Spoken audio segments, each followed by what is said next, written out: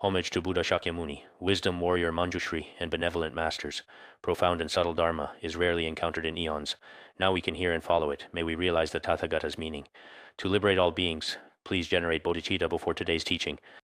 Next, we will respectfully talk about the sacred praise to the 21 Taras in great detail. The revered praise to the 21 Taras is also found in our ancient Buddhist scriptures worldwide. It should also be properly included in the comprehensive Chinese Tripitaka collection.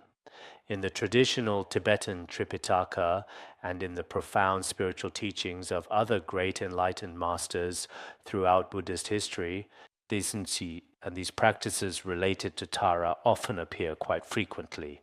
In both ancient India and Tibet, Tara, whether in terms of her sacred practices or the vast number of her devoted devotees, is extremely popular today. She is just like the revered Manjushri Bodhisattva and compassionate Avalokiteshvara Bodhisattva. However, in traditional Chinese Buddhism, her specific practice is not nearly as widespread, unfortunately. One could say that there are not many people who have faith in Tara or who regularly recite her praises. In recent years, in places like Taiwan, Hong Kong, and some other countries, a few great masters of Tibetan Buddhism have gone there to promote the practice of Tara. There have been such occurrences, but aside from this, historically, although some truly great and renowned masters have translated it, and rendered it into various forms. For example, in the past, it seems that during the Yuan dynasty, there was someone called Hanlin Scholar. Hanlin Scholar was a kind of academic title that seems to have started in the Tang dynasty. Later, during the time of the national preceptor Fagba, there was a translation of the Praises to the 21 Taras by imperial decree, which was translated by Master Anzang. But as for his translation, I have read it before, and after reading it, perhaps some parts are more literal translations and some parts are rather hard to understand. So this time I also extensively referred to the Tibetan version and carefully consulted some comprehensive commentaries on the praises to the 21 Taras within the rich tradition of Tibetan Buddhism.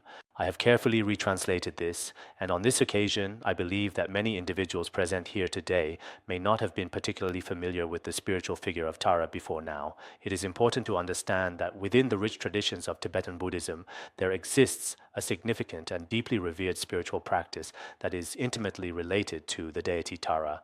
This profound practice originates from the ancient land of India, and we very often observe in various forms and artistic representations.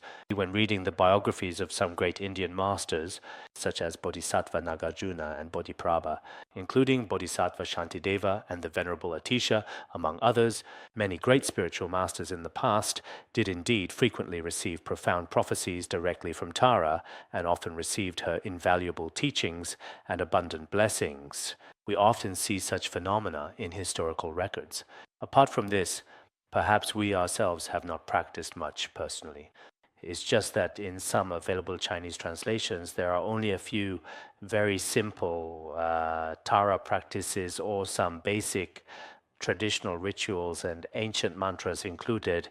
Other than that, there is basically nothing else substantial remaining. So I was genuinely thinking through everyone's collective study this time. From this point forward, we should widely and actively promote the profound practice of Tara throughout all the Chinese-speaking regions. In this way, on one hand, each and every one of you, in your own personal practice, will definitely encounter many serious difficulties, various obstacles, spiritual hindrances, and so on inevitably. Then, relying on Blessed Tara with her extremely swift and powerful or sharp and rapid divine blessings, her infinite wisdom and boundless compassion can completely dispel all obstacles. At the same time, whether it is our profound wisdom, accumulated merit, or inherent talents, all these invaluable benefits in various significant aspects will naturally and effortlessly be attained.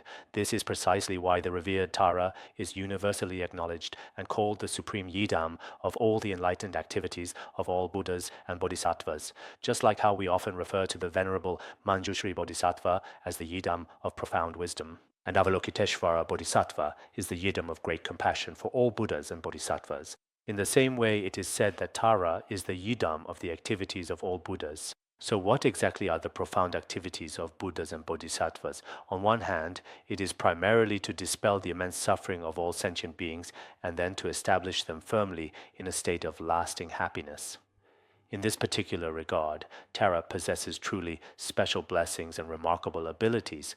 No matter who you are, as long as you have sincere faith in her, as long as we respectfully and sincerely pray to her and recite her sacred mantra regularly, in this profound way, we will definitely receive Tara's divine blessings within our very own mind streams. Personally, I have truly had great and unwavering faith in Tara's spiritual practice ever since I was quite young. Perhaps you think, whenever I teach Dharma, I praise myself first. But actually, that's not the case. Indeed, whatever Dharma I teach, it is always a practice I personally cherish. At the very least, it is something I have practiced, recited, and studied myself.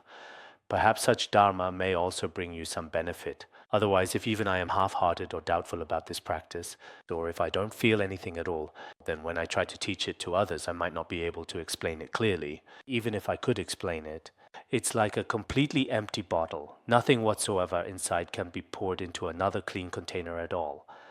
There would be absolutely nothing meaningful to gain, so I always very carefully examine it myself first thoroughly. If I truly feel great joy and happiness toward this Dharma practice, I'm also willing to share it with everyone or to study it together. That is indeed my intention. I should certainly say that compared to the aspiration of Samantabhadra, I am even more specialized in the practice of Tara. I may not explain it very well when I teach, but in terms of faith, I am deeply devoted from the heart. Not in terms of intellectual expertise, but in terms of inner faith, I am very confident. I did a rough calculation. I was probably about 6.5 years old when I could already recite the praises to the 21 Taras. At that time, I couldn't even read the characters, but I could recite it from memory. And ever since then, no matter the circumstances, always truly, whenever I encountered obstacles or suffering, the first thought that would arise in my mind was, oh, Tara will bless me. I naturally had this kind of deep, unwavering faith that blessed Tara would definitely help me greatly. I was probably around 10 or 11 years old at that particular memorable time then.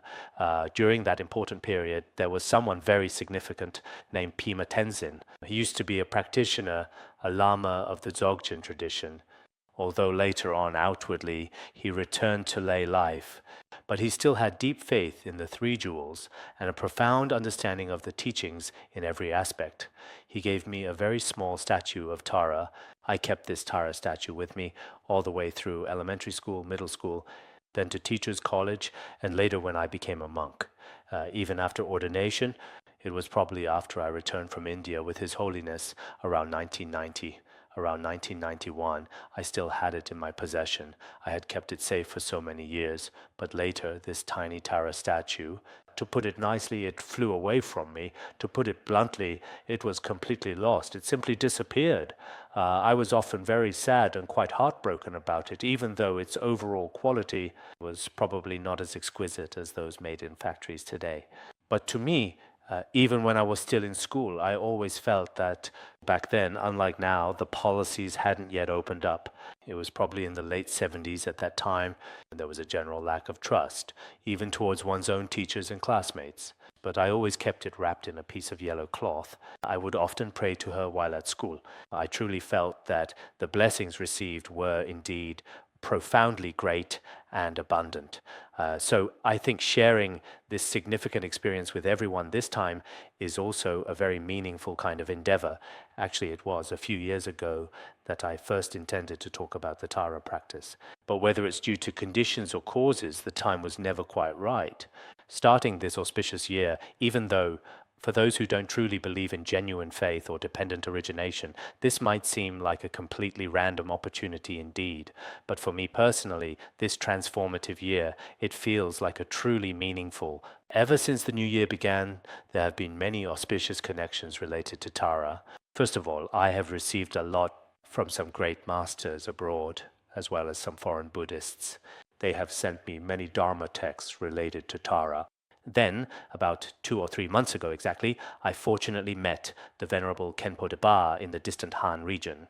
He also very kindly gave me a beautiful, precious statue of Tara, and I was extremely delighted at the time. Later, after I safely returned to the institute, some time ago, a businessman from India originally wanted to offer me a statue of Manjushri, but in the end he couldn't find one, so among all his goods, in the end, he successfully found a truly remarkable and very good Tara statue from Nepal and subsequently brought it back to this place. A couple of days ago, a significant delegation from Shiku also arrived here. You might already be quite familiar with this particular delegation. In the past, there was a particularly famous and revered Tara statue in Shik. Back in around the year 2002, when I went to Shiku, I made a special trip to see this Tara statue, because this is now, I think, a national level cultural relic of a certain grade. In the past, there had been some dangerous thieves there, quite unfortunately. Now they don't dare to display it publicly anymore, so they very carefully keep it in a secure safe. The precious Tara statue now resides safely inside the locked safe. If you want to pay due respects, you have to go through very many connections with many people themselves there. 3 people each hold a key, and they have to open the door together. Later, when we went, we were able to see it. After seeing it regarding this Tara statue, because it is said that when Princess Wencheng entered Tibet, she left it for the people in that area along the way, and it is especially majestic. There are 3 distinct Tara statues, each possessing a unique and fascinating history. The previous research group meticulously brought what appeared to be detailed photographs of the most incredibly precious Tara statues directly into their hands. They put them in photo frames.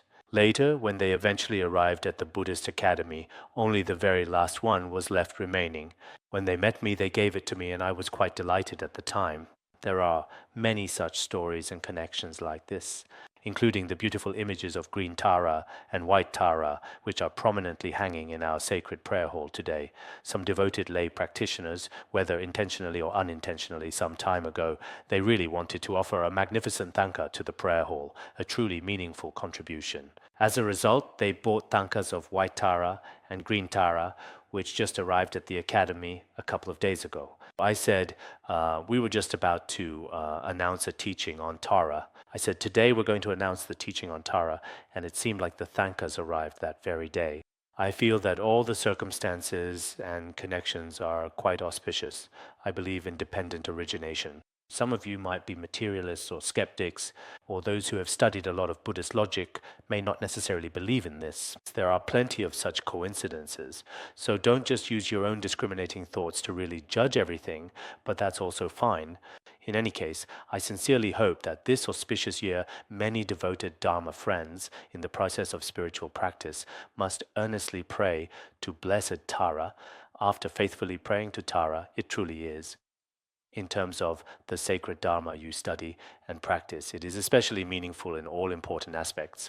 In Tibetan Buddhism, as you probably already know, no matter which monastery you go to, whether it's the Gelug, Sakya, or Nyingma tradition, wherever you may go, they consistently recite prayers to the revered Tara, whether it's during their daily chanting sessions or when reciting sacred scriptures for generous benefactors. No matter what particular kind of sutra is being recited, Tara's powerful mantra is chanted especially often, and there are indeed so many diverse forms of Tara. For example, in the Gelug tradition, they recite Tara's mantra extremely quickly. At such a fast pace, some of us might not even be able to keep up. A couple of days ago, we planned to recite Tara's mantra 3 times. Many Dharma friends were just moving their lips, not actually reciting it. In the future, for us as well, it might take at most 2 or 3 minutes. We go a bit slower at the very beginning, and even now, this is a very auspicious circumstance. In the future, many people here will develop faith in Tara. Once you have unwavering faith, her divine blessings will definitely enter your heart and soul. All aspects of our endeavors will be completely fulfilled. So, every single time we talk about Tara, after the profound teaching, everyone will collectively recite it together just once and then dedicate the accumulated merit. For the time being, everyone should meticulously prepare in this particular way. Today, what we are thoroughly discussing is the praise to the 21 Taras. It can be comprehensively divided into 3 distinct aspects: the initial meaning, the intermediate meaning, and the final meaning. The initial meaning, which serves as the foundational understanding, should specifically encompass the precise name of the scripture and the general homage verse. To elaborate, the very first point to consider is the official name, which in this particular instance is praise to the 21 Taras. This praise to the 21 Taras includes a total of 21 Taras. Each of the 21 Taras is praised with a specific and meaningful verse. These profound praises are actually found within the sacred Buddhist scriptures. They also exist in various accurate Chinese translations. At that time, eminent translators like Bukong and others should have also diligently translated them. In fact, in China, she is widely and reverently called Tara Bodhisattva, a significant and revered figure, and there is an important scripture specifically known as the Tara Bodhisattva Sutra. In traditional Tibetan Buddhism, some truly great enlightened masters, like the Venerable Atisha and many others throughout history, they believe that the praise to the 21 Taras actually belongs to the outer tantras. The outer tantras include Kriya, Charya, and Yoga tantras, and this text is part of the Kriya tantra. In the past, many great masters, such as Atisha, that they believe that there are a total of 35 chapters in the Kriya tantra. Among them, the third chapter is the praise to the 21 taras. There is also another perspective or view held by esteemed masters like Master Nichizo and other notable figures who firmly believe that the praise to the 21 taras actually belongs to the Yoga tantra. In the Yoga Tantra, the 570th chapter is the praise to the 21 taras. Later, a very small number of great masters believed that the praise to the 21 taras is not only a tantra within the Kriya Tantra, but it can also be considered as part of the Yoga Tantra. So these views are not contradictory. For example, the Manjushri Nama Samgiti also has methods of interpretation according to the highest Yoga Tantra, as well as methods of interpretation according to the general ordinary tantras.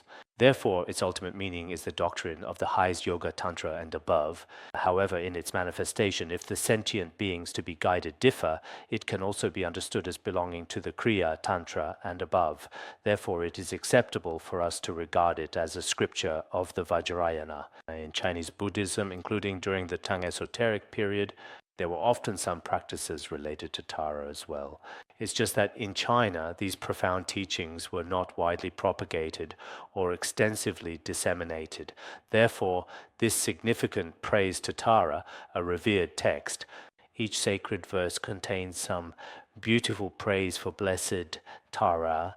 If we sincerely recite these heartfelt praises regularly, we will naturally receive Tara's powerful divine blessings quite abundantly. In fact, whether it is green Tara or white Tara, they are essentially the same in fundamental spiritual nature. So, is Tara ultimately a bodhisattva or a Buddha mother exactly? In fact, from the ultimate, profound, and all-encompassing perspective, she is truly and undeniably a Buddha mother who has already attained complete, perfect, and supreme Buddhahood. When the luminous essence is discussed, it mentions the 5 Buddha families and the 5 Buddha mothers. Among the 5 revered Buddha mothers, the Buddha mother associated with the northern Amoghasiddhi Tathagata is specifically known as the Vautara, and this Vautara is indeed a significant Buddha mother. However, in front of certain sentient beings who are to be guided, it is also perfectly acceptable for her to temporarily appear in the form of a bodhisattva. Therefore, we should acknowledge that, in reality, the Venerable Tara has truly attained perfect Buddhahood. Such a profoundly holy being guides all sentient beings in a compassionate female form. She manifests in various ways before sentient beings, and the 21 Taras, in fact, are her compassionate and profound manifestations to effectively dispel various different disasters and immense sufferings of all sentient beings. Therefore, anyone, when you inevitably encounter significant disasters, deep-seated fears, or challenging obstacles in your daily life, at such times, it is extremely important to wholeheartedly pray to Tara. Many senior students present here should remember this truly very clearly and hold it dear in their hearts. In the past, our revered guru, often for the sake of the academy and for some sentient beings in this world, when it was truly necessary to dispel certain significant disasters and sufferings, he would humbly ask everyone in the entire academy and even earnestly request that all people wholeheartedly pray to Tara. In Chinese Buddhism, it is often Avalokiteshvara Bodhisattva who rescues beings from suffering and hardship. But it can also be said that Tara rescues beings from suffering and hardship. In fact, the true meaning of Tara is to help countless sentient beings transcend suffering. Who will deliver them? The noble Tara will deliver them. And who are the beings to be delivered? They are the beings who are currently suffering. In what way will they be delivered? As long as beings have faith, or if someone devoutly prays and sincerely supplicates on behalf of these specific vulnerable beings, then, within her profound compassionate wisdom, she will naturally begin to bestow her benevolent blessings upon these very beings gracefully. After receiving her invaluable blessings, they will undoubtedly overcome such significant difficulties completely. In the degenerate age, beings cannot rely solely on their own strength. Without the blessings of the Yidam, without the blessings of the Dakinis, without the blessings of the Dharma protectors, relying solely on one's own ability is like a lamp in the wind. It will be extinguished very quickly. If we have other supportive conditions, then it can truly endure and thrive effectively. Then, even in this particularly degenerate age of the 5 serious impurities, with all kinds of malevolent demons and pervasive wrong views, and all sorts of adverse conditions constantly stirring up trouble and creating obstacles everywhere, there are still very effective spiritual ways available. The profound divine blessings of these holy enlightened beings are truly like a refreshing rain falling from the clear sky, able to completely extinguish a raging destructive fire. Through their profound wisdom, boundless compassion, and powerful blessings, all kinds of pervasive disasters and immense sufferings in the world can be instantly and completely eliminated.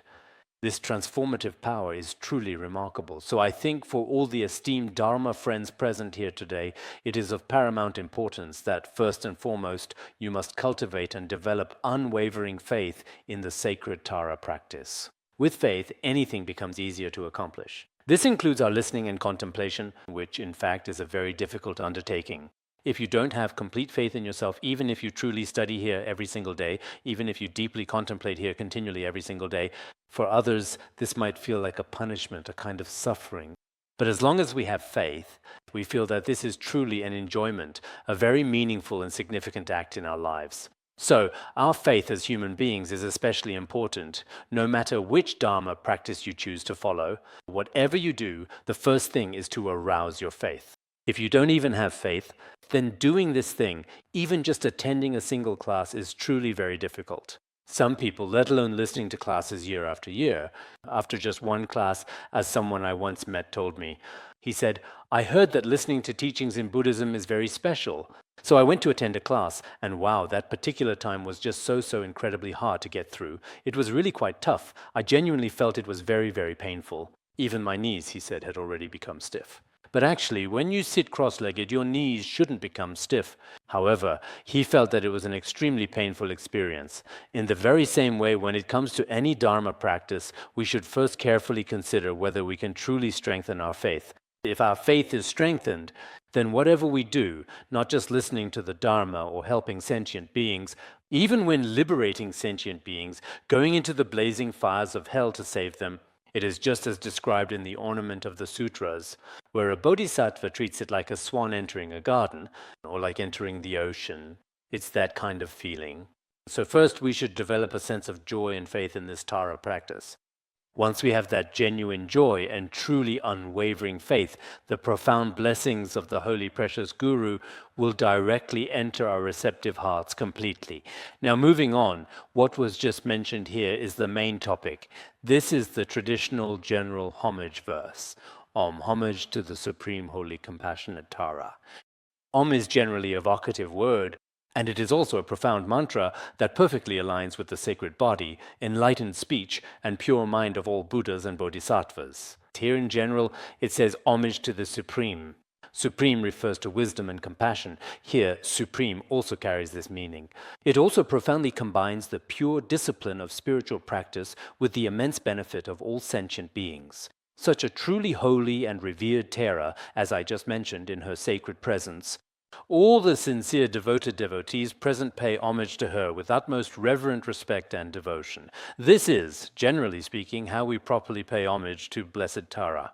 Even in some ancient traditional lifestyles in rural India, even those who do not believe in Buddhism, there are still many people who recite Tara's name and pay homage to her. Nowadays, we also often see, when we look through some historical records, For example, in the famous ancient Nalanda monastery in historic ancient India, including many of the original beautiful artistic murals on its ancient stone walls, and among the diverse images of various Buddhas and Bodhisattvas from that historic time period, the proportion of Tara images is extremely high indeed. Also in holy Bodh Gaya, there are especially many sacred precious images of blessed Tara. In any traditional Buddhist monastery in Tibet, whether in sacred thankas or in daily spiritual life, there are almost no devoted people who do not regularly recite Tara's holy blessed name.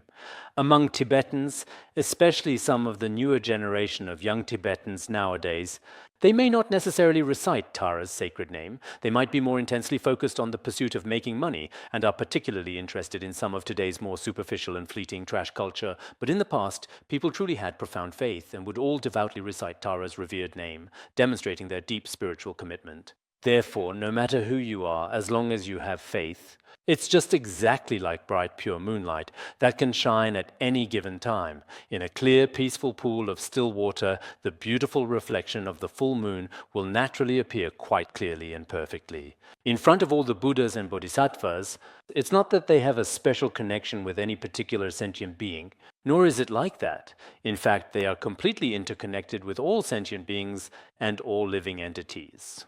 Whoever has unwavering faith will naturally receive the profound blessings and spiritual attainments of the Buddhas and Bodhisattvas. Therefore, whether we are diligently practicing any yidam or earnestly learning any dharma method, the very first and most crucial thing we need to truly understand is what unique and extraordinary power this holy being possesses. If we understand their unique power, then our own minds should be very devout and profoundly respectful, and we should humbly pay homage and make sincere offerings to them with a truly pure and unblemished mind and heart. That is equivalent to, in every way, in all respects, practicing precisely as meticulously described and comprehensively outlined in the profound and comprehensive seven-branch offering.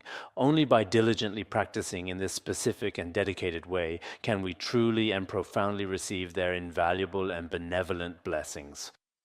Next, in the forthcoming and detailed explanation, it should be thoroughly discussed from several crucial and interconnected aspects. First, there is praise from a historical perspective, considering her significant past contributions. Second, there is praise based on her physical appearance, acknowledging her captivating and graceful presence. And third, there is praise based on her various activities. These are the three distinct and important aspects that will be thoroughly discussed and explored. First, let's consider the praise from a historical perspective. In the verses of praise, it is stated as follows: homage to the swift-acting mother of rescue, whose eyes are like instantaneous flashes of lightning, whose lotus face is the refuge of the three realms, appearing from the blossoming heart of a lotus. The meaning here is that, first and foremost, the holy being is indeed Arya Tara.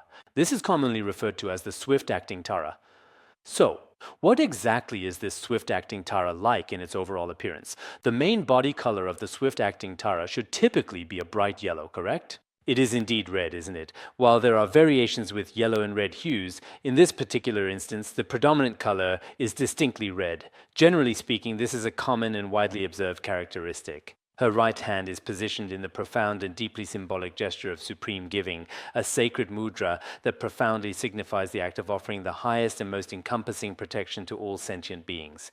Her left hand is gracefully placed upon an utpala flower, or alternatively, there is a right-turning conch shell resting upon the lotus. What exactly is the nature of the swift-acting Tara? Actually, the term swift-acting itself carries profound meaning. The word swift profoundly refers to being courageous and heroic, and acting signifies extremely fast. She is extraordinarily courageous in liberating sentient beings, and her blessings are exceptionally swift and remarkably effective. Great Mipham Rinpoche also talked about this quite extensively in the famous text, Lives of the Eight Great Bodhisattvas. Among all the sacred deities, Tara's divine blessings are the swiftest indeed. So in our Buddhist Institute, in the past, whenever there were obstacles in our practice or in removing hindrances, His Holiness Jigme Phuntsok would ask everyone to frequently recite Tara's mantra or the mantra of the Radiant Mother Buddha. Actually, the Radiant Mother Buddha is also a form of Tara, probably the last one, I think. Here, the swift-acting Tara also bestows powerful blessings extremely quickly and effectively indeed. So what are the special qualities of Tara's divine blessings? As for Tara's compassionate qualities, her all-seeing wisdom eyes can perceive all phenomena with incredible speed like bright lightning. Lightning appears in an instant, in a single moment.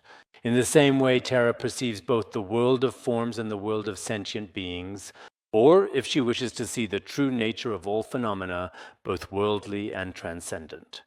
She can perceive and comprehend everything completely and without any exception whatsoever in a remarkably and incredibly short span of time. This truly and accurately describes her exceptional and inherent qualities. So what is the origin or source of such a Tara? Here it mentions the protector of the three realms. The three realms refers to the desire realm, the form realm, and the formless realm. The protector within these three realms is Avalokiteshvara Bodhisattva, the great compassionate Avalokiteshvara Bodhisattva. Avalokiteshvara's divine countenance is beautifully described as being like a pristine lotus flower, radiating purity and compassion, and it is from the very heart of such a magnificent and blossoming lotus flower that she gracefully appears. What profound meaning does this truly convey? It means that according to historical accounts and ancient traditions, the revered Tara is actually a manifestation of the great Avalokiteshvara Bodhisattva, and from his compassionate face, sir, that is to say, she actually appeared from his tears. Indeed, both the radiant white Tara and the vibrant green Tara truly emerged from his profound tears. So, what kind of history is this exactly? In fact, there has long been such a saying that has existed since ancient times. It is said that Tara once manifested herself as a princess in ancient times. At that particular time, it was during the era of a Buddha called the drum-sound Tathagata, a truly enlightened one. That world was called the world of many lights, or something similar.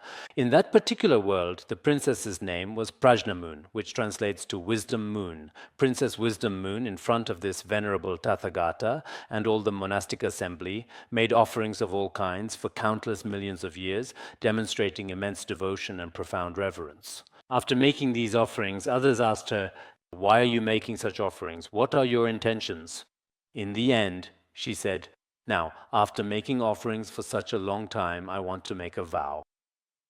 She made 3 truly great vows. The very first vow was that in the future, since many Buddhas in the world save sentient beings in male form, she would always appear in a female form.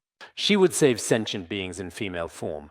In the ultimate nature of all phenomena, there is neither male nor female form, but in her outward appearances, she would often manifest in a female form to compassionately save all sentient beings in the future. This particular manifestation was her very first vow. The second significant vow was, she said she would save 1,000,000 sentient beings every day. She vowed that when she attained Buddhahood in the future, she would save 1,000,000 sentient beings every day.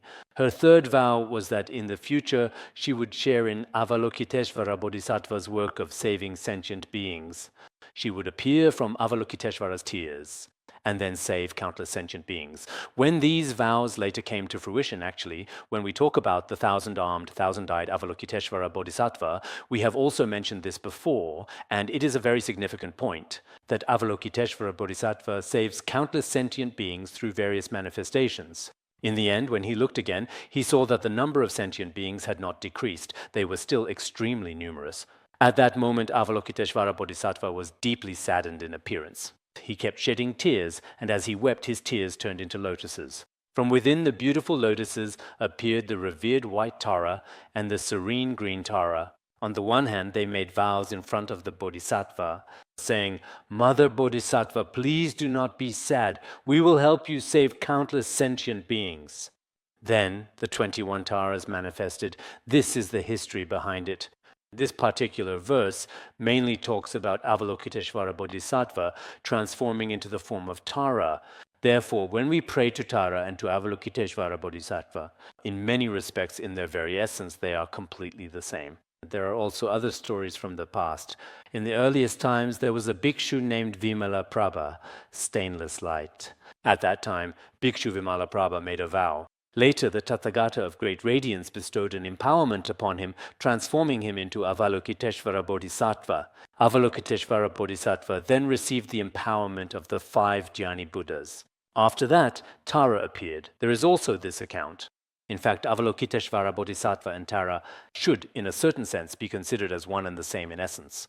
I think that in the Han Chinese region, Avalokiteshvara Bodhisattva is generally regarded as a female bodhisattva. In Tibet, Avalokiteshvara is considered a male bodhisattva. According to the Han Chinese Buddhist tradition, Avalokiteshvara Bodhisattva manifests in a female form to liberate countless sentient beings. In fact, this image is essentially identical to that of Tara in a certain sense. It's just that in the presence of certain sentient beings, it is not always described in this particular way. Therefore, when we engage in the practice of offering our prayers, the principle remains essentially the same. The very first manifestation of Tara is known as Swift Tara, or more completely, the swift Savioress Tara, and it is in this manner that we offer our praises to her.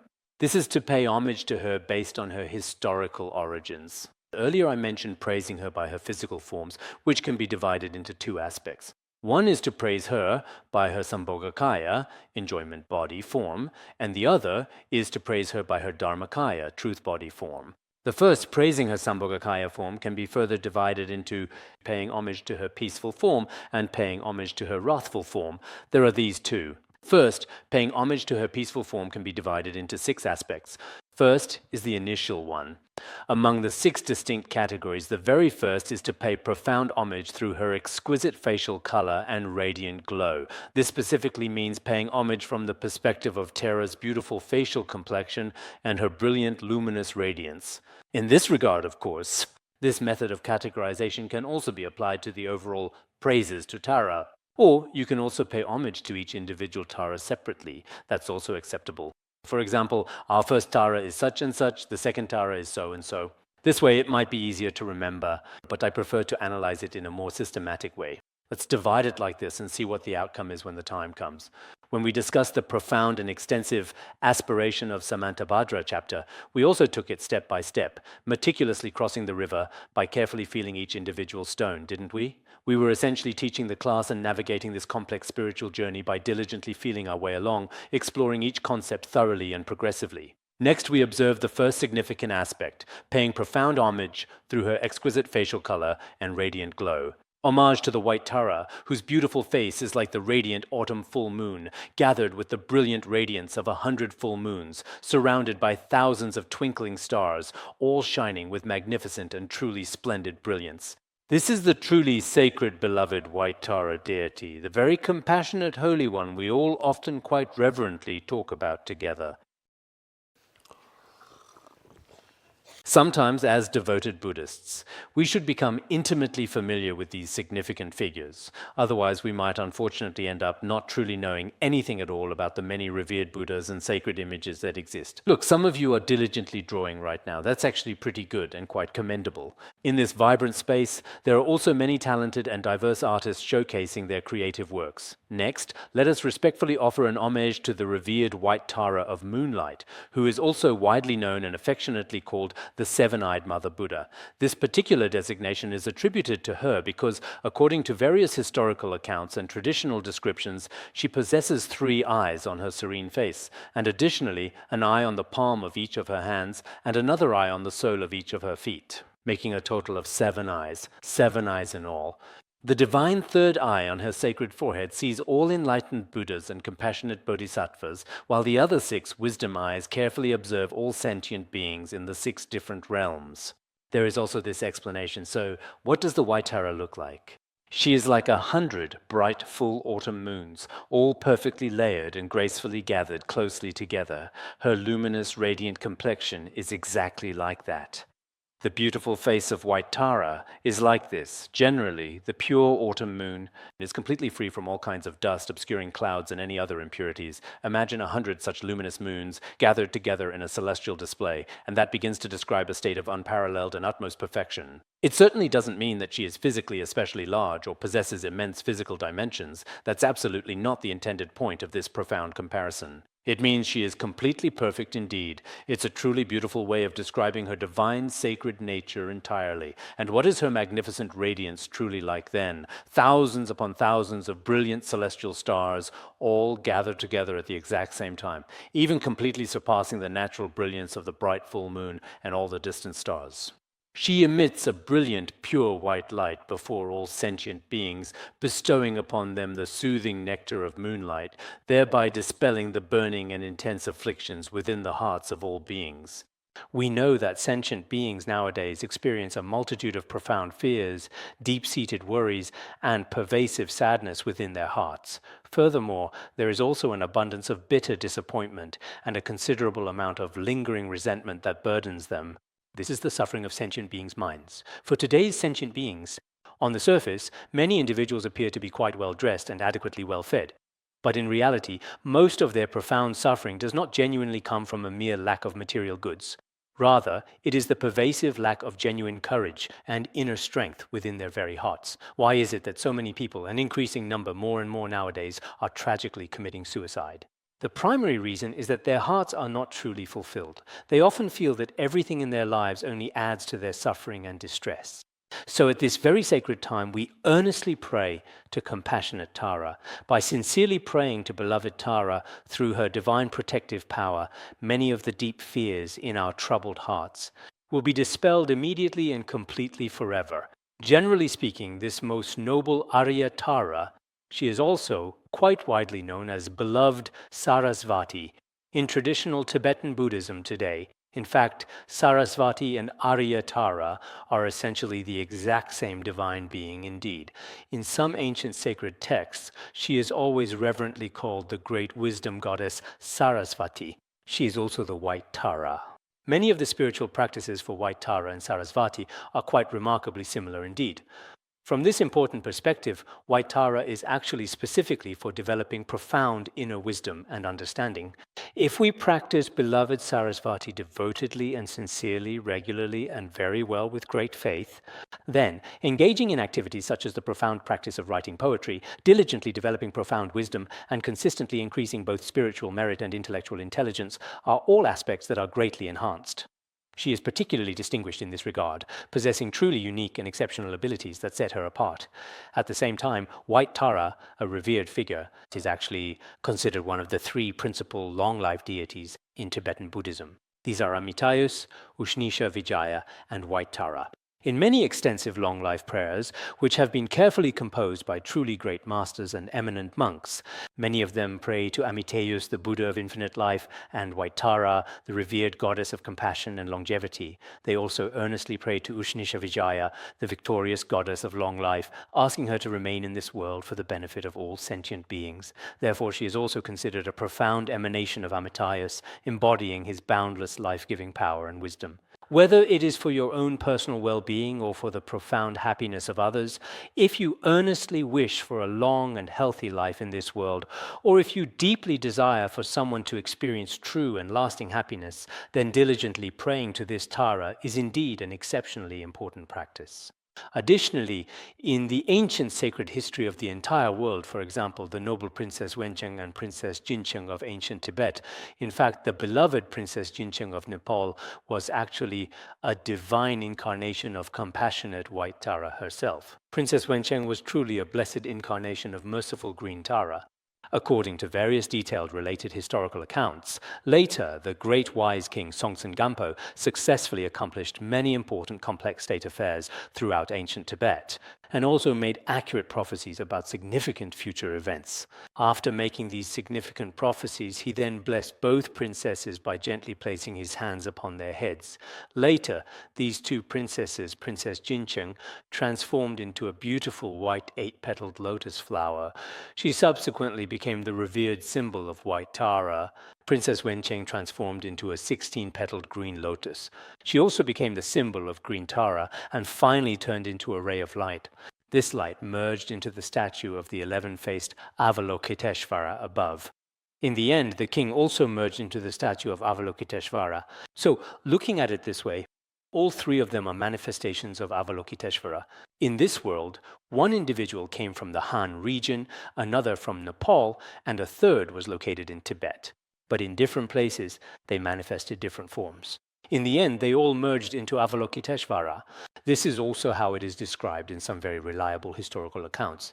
Perhaps some contemporary thinkers have other interpretations as well. However, in many reliable and well-documented historical records that I have personally seen and reviewed, in the end, both princesses and even the king all completely merged into the very heart of the 11-faced Avalokiteshvara, transforming into light and dissolving into Avalokiteshvara's heart. There is such a saying.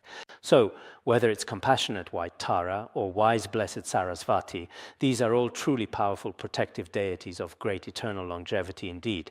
And in our daily spiritual lives, when we encounter serious disasters, fear, or signs of a short life, we should always immediately and devoutly pray to beloved divine Tara with sincere open hearts and complete faith.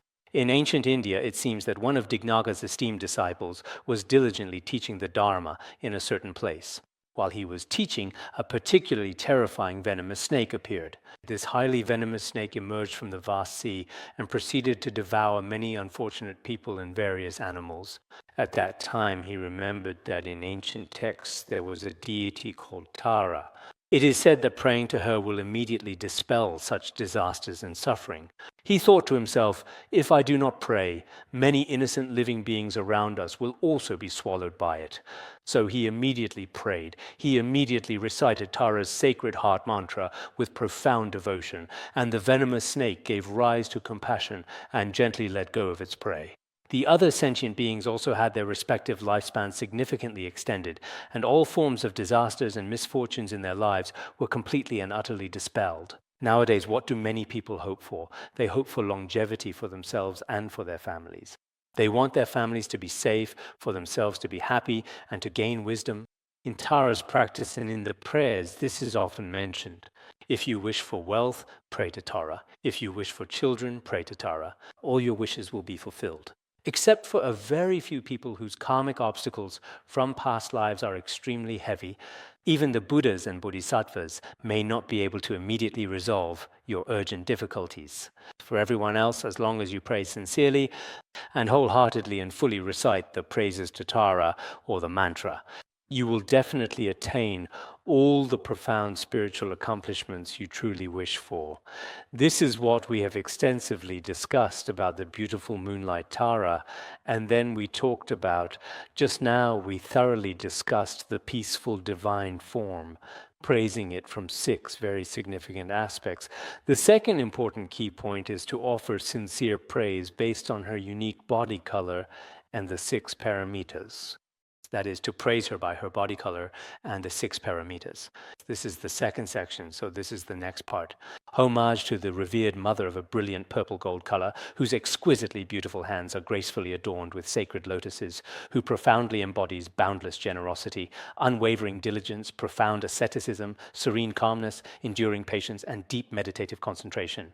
What exactly does this profound verse primarily praise? It praises the glorious mother of a beautiful, radiant purple gold color.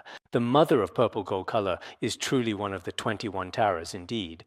So who is the subject of the homage? It is the mother of purple gold color. Her body color is yellow. As for her mudra, her right hand gracefully forms the supreme giving mudra, a gesture of profound generosity.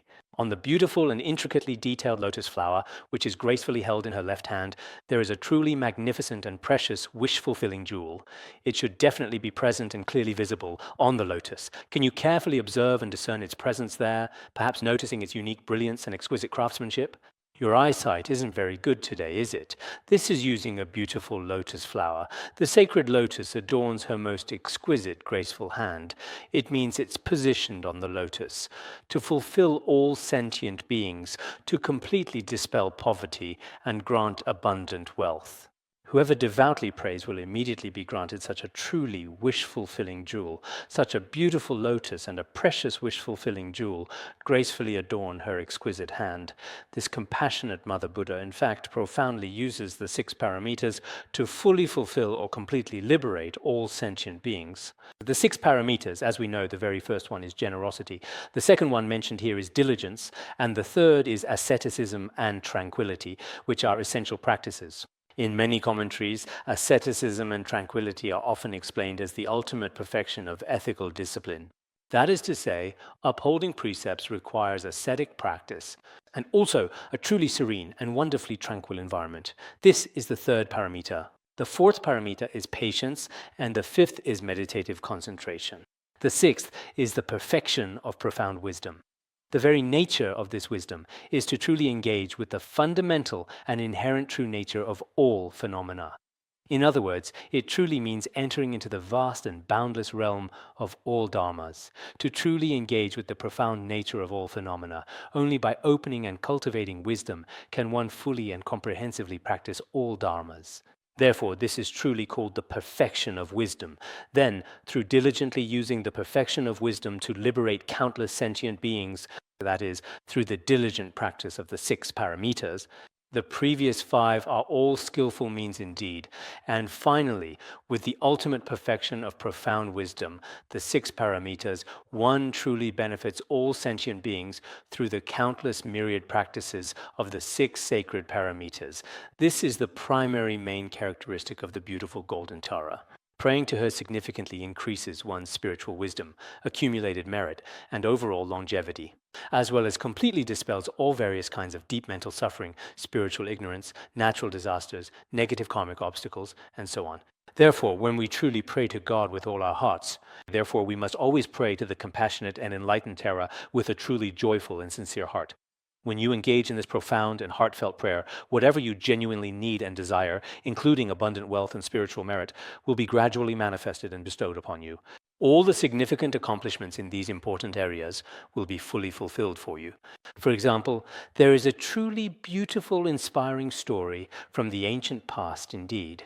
At that special time, near the famous great Nalanda monastery in ancient India, there was a very poor, humble old beggar living completely alone.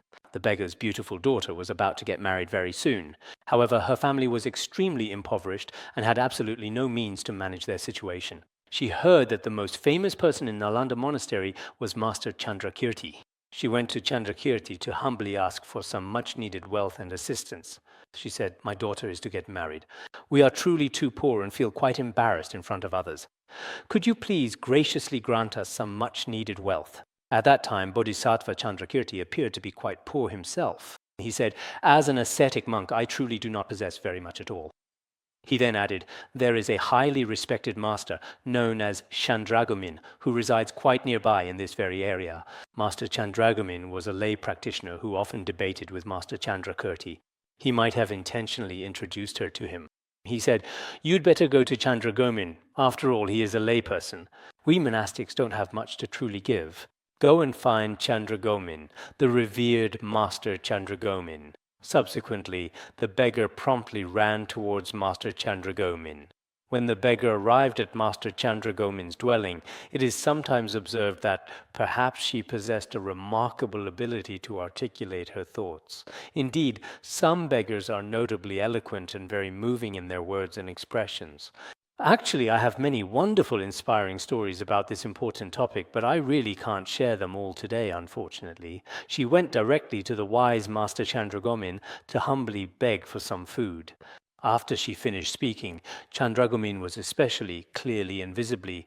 It seemed that he truly felt great compassion for her, but Chandragomin nevertheless said, "Right now, aside from just my own clothes and currently the Prajnaparamita Sutra, other than the Prajnaparamita Sutra and my basic personal belongings, I really have absolutely nothing else to give." He was probably a lay practitioner as well, too, also quite content with very little indeed and had nothing much to offer.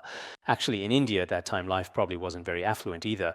When we went there to that very place 20 years ago, I heard it's still pretty much about the same even now. I'm not entirely sure how the situation truly is. It genuinely seems like those highly renowned scholars of that particular historical period did not possess a great deal of material wealth either. Back then, seeing those beggars was truly pitiful. Later, Master Chandragomin had a beautiful and revered statue of Tara that he often devoutly prayed to. Adorning the sacred statue of Tara, there were many precious gold and shimmering silver treasures, as well as some exquisite and finely crafted ornaments. He earnestly prayed to the compassionate Tara, humbly asking her to graciously fulfill the beggar's heartfelt wish, as she was truly in a pitiful and unfortunate state. After he prayed in this manner, Tara immediately manifested herself as a truly beautiful and radiant woman. adorned with all kinds of gold and silver treasures on her body.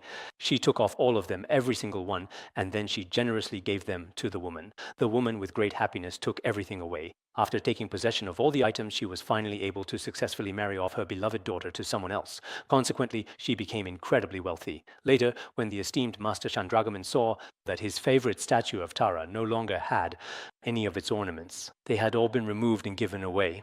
In the end, the statue was left completely bare. So in these related ancient Indian historical records, they all clearly mention the famous sacred naked Tara. Later on, as I clearly recall from my detailed studies, in the history of Indian Buddhism, it seems to be clearly mentioned. And there was also a truly great master who wrote Stories of the Himalayas, a remarkable collection. It should be mentioned there as well.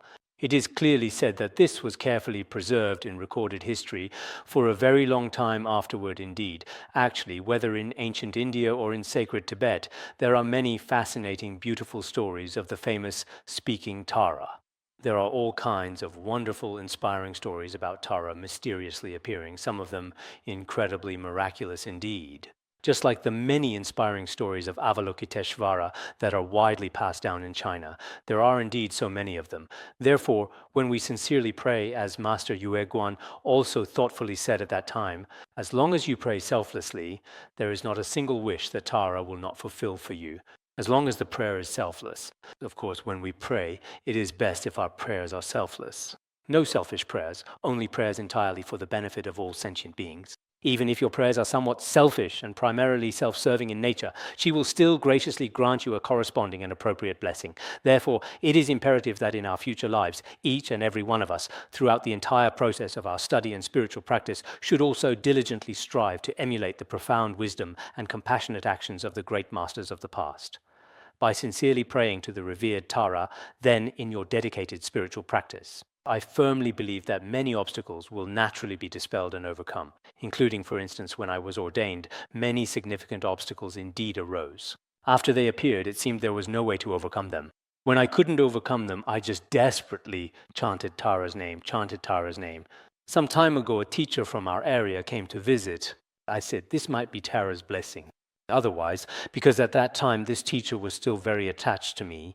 But later, if I absolutely hadn't had this teacher's explicit consent, they might have fined my family, fined us 3,000 yuan. At that time, 3,000 yuan was such a large amount that my family wouldn't have been able to pay it back for years.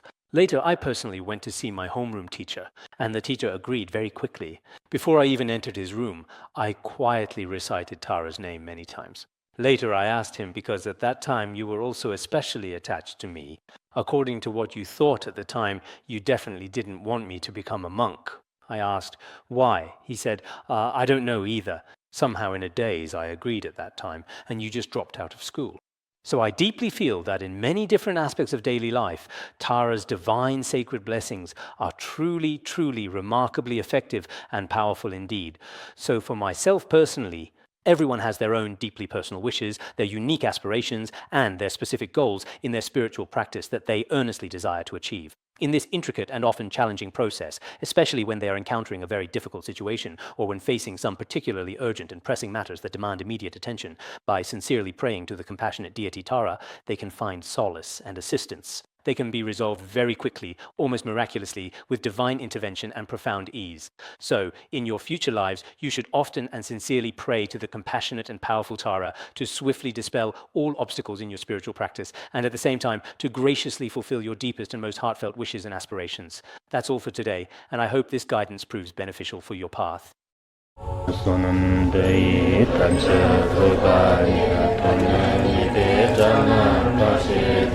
Kirgana jirano chupan chupun solen draja Bandangara badna sadarda Bandangara badna sada Bandangara badna sadarda